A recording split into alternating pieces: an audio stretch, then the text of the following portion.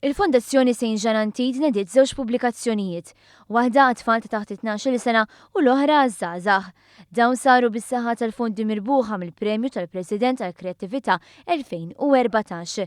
Ktib minnhom huwa dwar ġrajiet veri ta' tfal li jibbenefikaw mis-servizzi tal-Fondazzjoni. Il-kitbiet ta' disa tifla u tifel jitrattaw sitwazzjonijiet fil-familja tagħhom bħal fostering, il-vjolenza domestika, is-separazzjoni tal-ġenituri, il-vizzi, ġenituri l-ħabs, mewta membru tal-familja, mart serju u young caring. Il-ktib ieħor Caterpillar Neġar huwa storja żgħażagħ dwar il-vjolenza domestika mill-perspettiva tal-istess tifla f'etajiet differenti.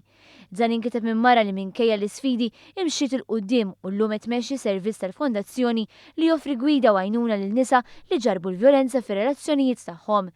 Il-kap eżekuttiv tal-Fondazzjoni Nora Macelli spjegat kif dawn il-kodba se jitqasmu fl-iskejjel. Li qed ikun il-ktib ta' kontribut għall-iskejjel għal tfal oħra ġenituri għal PSCD teachers ukoll jistgħu jużawh għal matfal.